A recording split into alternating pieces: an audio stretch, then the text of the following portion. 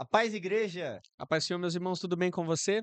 É um tema tão maravilhoso que nós vamos falar hoje que eu já vou iniciar pedindo, por favor, compartilhe esse vídeo, não esquece de curtir e envia para mais pessoas, porque o vídeo de hoje vai balançar a cabeça de muita gente que está aí. Eu tenho certeza. Nós vamos falar sobre a síndrome do Messias. Domingo diferenciado hoje. É um domingo diferente. O que é a síndrome do Messias? Vamos orar então para iniciar esse tema? Senhor nosso Deus, nós queremos pedir a Ti que o Senhor nos liberte de qualquer desses problemas espirituais que serão apresentados neste vídeo, né, nessa manhã, nessa tarde, nessa noite. Nós glorificamos a Ti pela salvação da nossa vida, nós glorificamos a Ti pelos resgate que o Senhor tem feito conosco em nossa alma. Fala conosco em nome de Jesus. Amém. Amém. Vinícius, assim, de maneira resumida, o que você entende pela síndrome do Messias? Eu achar que eu sou assim como Jesus e querer te ensinar a me servir, É, não servir a Cristo. então, de forma bem resumida, é mais ou menos isso. E olha o perigo que isso tem causado na igreja. Vamos lá. Muitas pessoas elas acabam saindo da igreja. Aí você pergunta assim: Nossa, por que que você saiu? Porque assim você procura uma instituição cristã, né, uma igreja ali, eh, pela necessidade que a sua alma procurou um dia, né? A sua alma chorou e você procurou uma igreja. E a pessoa ela entra na igreja e ela abandona a fé. Por qual motivo alguém abandonaria a fé? Muitas das vezes, aquela determinada denominação, aquela determinada igreja, ela está com esse grande problema, é um vício, é a síndrome do Messias, tá? Então, o que que isso nos indica? Que dentro de algumas instituições religiosas, algumas denominações, eu vou falar a palavra assembleia, mas não pela igreja assembleia, mas algumas assembleias, ou seja, algumas uniões, né? Algumas uniões de culto, na verdade, elas, ao invés de levar quem Cristo é, elas levam uma manipulação. Elas querem manipular as pessoas para que aquelas pessoas sirvam seus desejos, os seus interesses, né? O intuito de muitas igrejas acaba sendo em manipular as pessoas, né? Então nós vamos falar sobre dois tipos de pessoas que estão dentro das igrejas que acabam manipulando os cristãos. São dois tipos de líder espiritual que são líderes tóxicos. São líderes que acabam atrapalhando o crescimento da fé cristã. Então, olha para dentro da sua igreja para ver se você tem esses dois tipos de pessoa. O primeiro, Vini, A pessoa que se veste em pele de cordeiro é. E embaixo é um lobo. é um lobo. O que a gente consegue ver sobre essa pessoa? Que a pessoa, na verdade, se você for ler, eu acho que se não me engano é Mateus capítulo 7, eu posso estar errado, depois o Danilo vai colocar aqui o trecho certo, fala que essas pessoas, Jesus ele advertiu, cuidado, porque são lobos em pele de cordeiro. Então, o que que o lobo em pele de cordeiro faz? Ele se infiltra no rebanho para destruir Mata o rebanho e tira os proveitos. e depois some. E depois vai embora. Esse é o primeiro, esse é perigosíssimo, isso aí é um câncer na vida da igreja. O segundo, É que é o o outro tipo, é o mini Messias. cara da espiritualidade fingida. Aquele que entrega a profecia que nem louco, E às vezes nem é da parte de Deus. às vezes é do coração dele. Então, assim, tem dois tipos de pessoas que matam a igreja. O que realmente está ali porque ele não está de olho na alma, ele está de olho no dinheiro da alma, ele vê aquilo como negócio. Isso aí a gente já conhece, irmão. Isso aí é fácil de você identificar. Quando você é remido e lavado pelo sangue de Cristo, você olha um falso mestre, você sabe que ele é falso mestre. Porém, tem um outro tipo que é esse que nós estamos falando. Esqueça agora o lobo com pele de cordeiro. Isso é fácil. A Bíblia fala: olha para ele e sai. Mas e o outro? O mini Messias? A síndrome de Messias que tem dentro das igrejas atuais, principalmente. Quem é esse? Quem são esses? Vinícius, Leia pra gente 2 de Coríntios, capítulo 1, verso 21 e 22, por gentileza. Mas o que nos confirma convosco em Cristo e o que nos ungiu é Deus, o qual também nos selou e deu o penhor do Espírito em nossos corações. É interessante que nesse versículo que eu acabei de ler, está explicando para gente que todos nós estamos numa mesma classificatória. Não existe homem maior que outro homem. Sim, Apenas Deus é o soberano.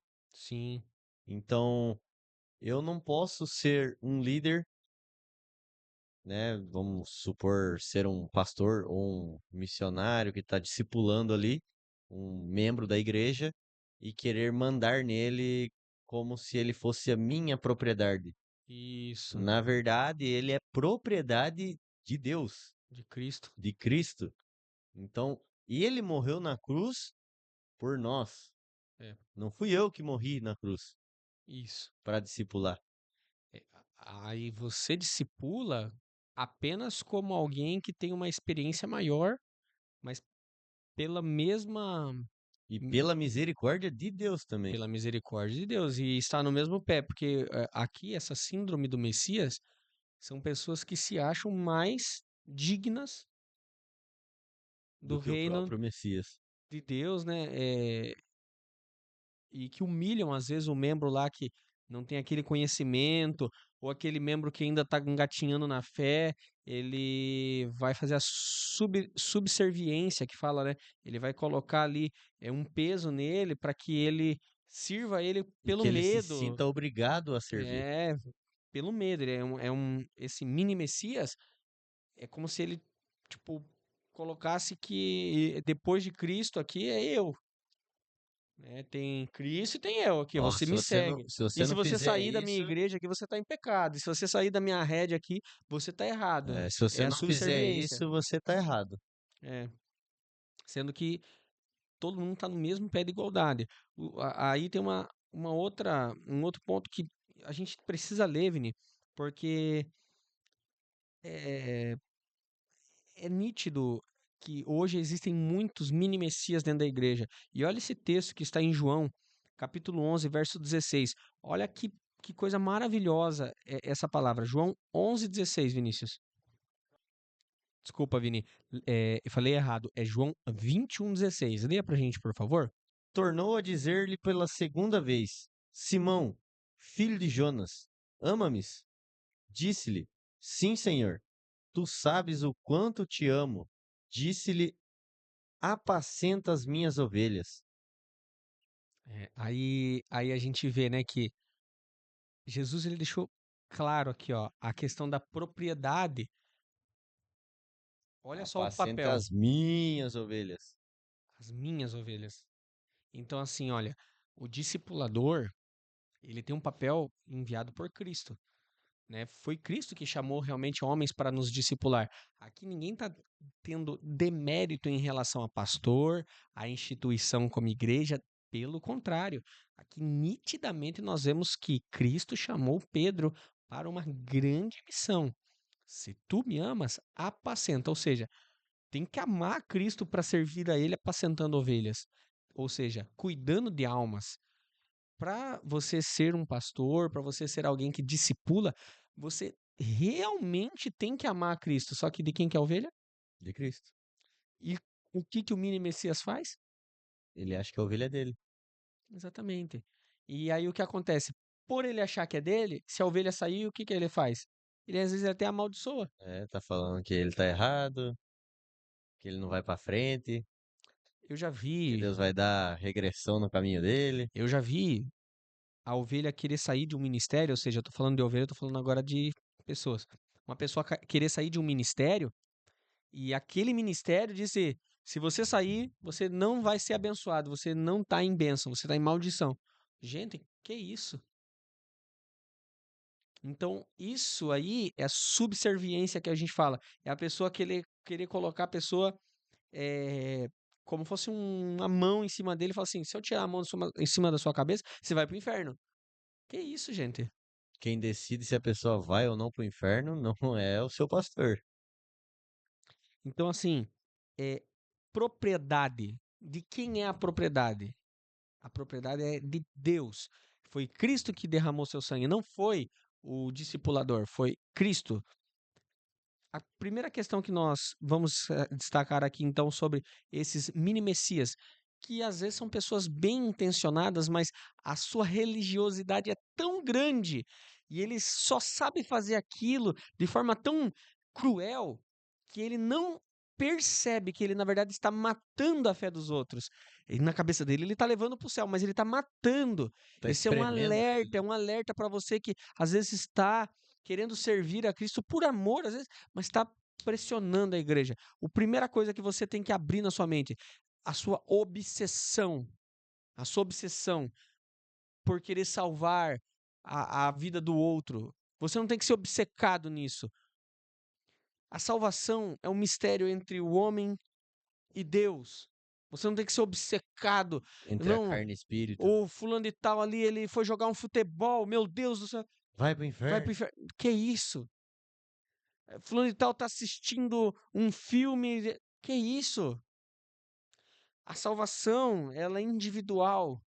Se aquilo ainda não condenou ele, se aquilo ainda não interrompeu o servir de Deus no coração daquele homem, quem é você para julgar, né? Então essa obsessão demasiada, ela afasta, na verdade, você do centro da vontade de Deus. Faz a pessoa se sentir um fantoche. Exatamente. Você quer que as pessoas estejam como marionetes na sua mão, igual um papagaio de marinheiro, né? Que Se só eu repetem. falo daquele jeito, fulano tem que falar daquele jeito. Só repetem. Não, tem igreja que você vai ver que a pessoa se veste igual o pastor.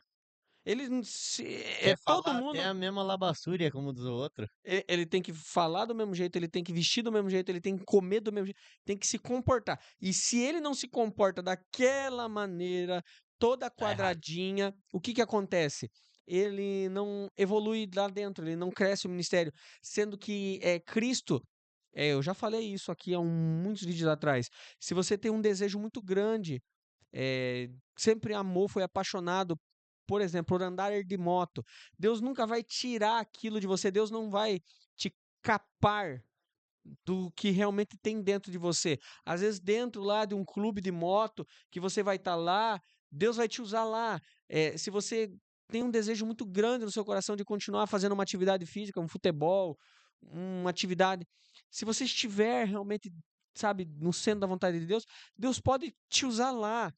Tem coisas que não nos convêm, né? Você não vai para um lugar que está te afastando. Se você sente que aquilo está te afastando da presença, é hora de você sair.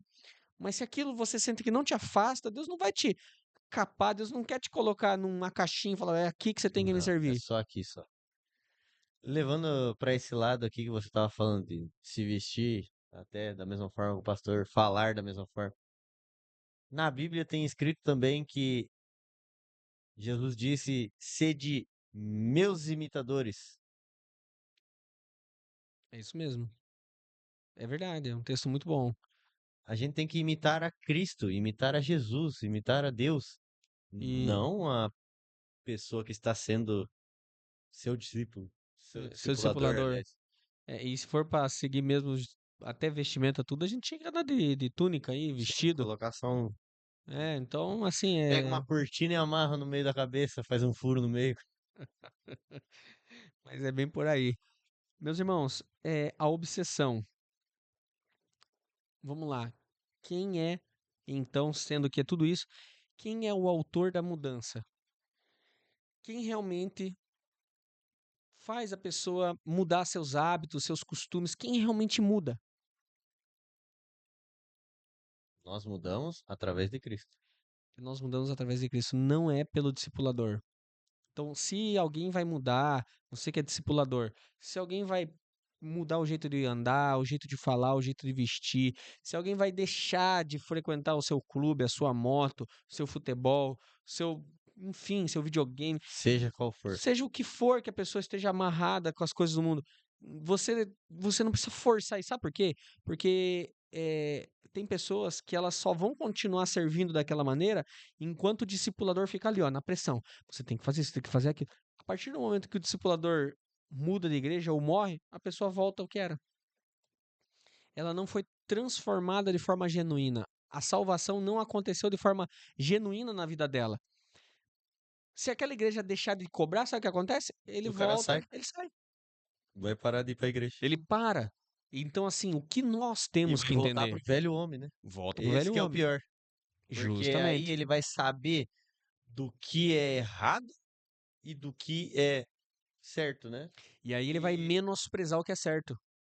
e outra Vai criar coisa, revolta no vai criar coração. revolta no coração e ele vai estar fazendo tudo aquilo que não convém para o espírito dele, mas ele vai achar que para a carne dele tá bom, então eu vou fazer. É. E Então, não é legal isso. então, assim, quem convence o homem é Cristo. Ponto. Quem convence o homem é Cristo. Se tem uma igreja que é muito rígida, muito rígida, muito rígida, e fica ali, a hora que a pessoa muda de cidade, ou a hora que a pessoa sai daquela situação, muda, ou muda de igreja, ele aquilo não teve efeito nenhum. Foi só para aquele momento para servir a um líder. Ele nunca serviu a Deus com aquele jeito de andar, com aquele jeito de falar, com aquele jeito de vestir. Tudo isso, jeito de andar, jeito de vestir, jeito de ser, a maneira com que a gente se comporta, genuinamente, genuinamente louva a Deus quando é independente de onde eu esteja, eu sou daquele jeito. Aquilo já é meu, já está em mim. Entendeu? É, Então não queira ser o mini Messias querendo empurrar alguma coisa para alguém. Para a gente terminar, a sua igreja é antropocêntrica ou cristocêntrica? O lugar onde você cultua a Deus, os louvores que você ouve na sua igreja, na sua denominação, é para você ou é para Deus? É muito diferente você cantar Santo, Santo é o Senhor Deus, de que você falar a minha vitória hoje tem sabor de mel, minha vitória. Então, olha a diferença. O pastor que está lá na sua igreja, o líder que te discipula, ele está falando para que você seja alguém mais santo para servir a ele ou mais santo para servir a Deus? Ele te discipula sobre ofertar na igreja para que ele tenha um carro bom ou ele te discipula sobre ofertar pela lei da semeadura? Porque tem diferença. verdade. A tua igreja é antropocêntrica ou é cristocêntrica? Ela faz você temer ao homem ou faz você temer a Deus? Ela faz você ter vergonha de errar com o discipulador ou ter vergonha de errar com Cristo? Verdade. É uma diferença muito grande.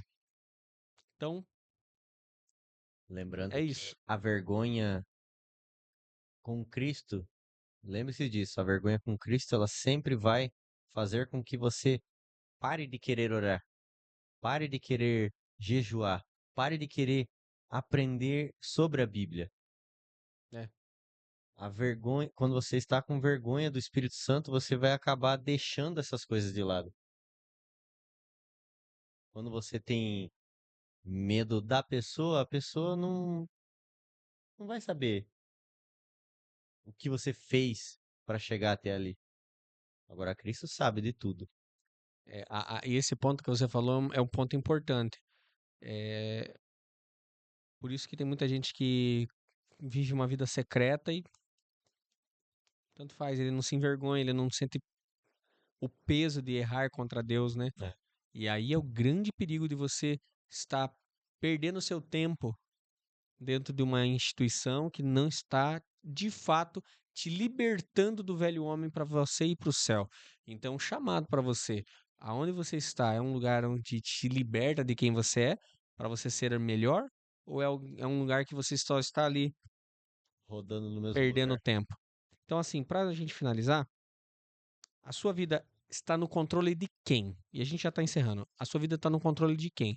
Porque se a sua vida estiver ao seu controle, você pode deixar de fazer o que o seu líder espiritual diz e ele não vai ficar te pressionando, te martelando. Você não vai ter medo dele, você não vai se sentir envergonhado por ele. O seu líder espiritual, ele não conduz a maneira com que você vive. Ele não tem que ditar as regras daquilo que você fala, da forma com que. Não. Ele te orienta com amor, ele te orienta com carinho, por medo do que o diabo pode fazer na sua vida e querendo que a salvação chegue à sua casa. Vamos então caminhar para a conclusão, Vini? Vamos lá, vamos ler a conclusão. Na próxima lição, nós estudaremos 3 sintomas adicionais da Síndrome do Messias, mas os sintomas já apresentados nos permitiram entender por que existem tantas pessoas feridas e decepcionadas com os discipulados. Essa revista dá atenção não apenas ao processo de discipulado registrado nos evangelhos, mas principalmente ao modo como os apóstolos cumpriram a missão de prosseguir fazendo discípulos com Cristo após sua ascensão. O objetivo é habilitar você, aluno, a fazer uma clara distinção entre o que Jesus fez por seus discípulos e aquilo que nós fomos chamados e capacitados a fazer em prol de outras pessoas. Desta forma, os excessos cometidos atualmente em nome do discipulado cristão serão eficazmente combatidos e esta preciosa metodologia bíblica receberá a honra que lhe é devida. Então é isso, pessoal. Na próxima lição nós vamos continuar falando sobre esse tema e essa lição aqui ela é extensa, é um complemento. A gente já deu até uma olhadinha no próximo tema, um tema muito rico também. Convido você a compartilhar esse vídeo, talvez abra a mente de muitas pessoas que estão Dúvidas sobre aprisionadas, o né? evangelho. Aprisionadas dentro de um contexto subserviente que a gente fala, né? Sim. É isso aí. Não se esquece, curte, compartilha, assim como o Gustavo disse no começo do vídeo. Isso nos ajuda e ajuda você mesmo também a entregar um vídeo de qualidade, porque aqui nós trabalhamos com qualidade. É isso aí. Não se esquece, comenta aqui embaixo. Se você tiver alguma dúvida sobre esse tema, a gente vai tentar te ajudar. Segue Veja a gente nossas redes no sociais. Instagram, que lá a gente está postando todos os dias versículos bíblicos, assim como vocês já sabem. E também tem as dúvidas sobre esse tema, tá bom? É isso aí. Então, não se esquece. E é isso aí. Deus abençoe você, meu querido. Fiquem com Deus. Amém. Tchau, tchau.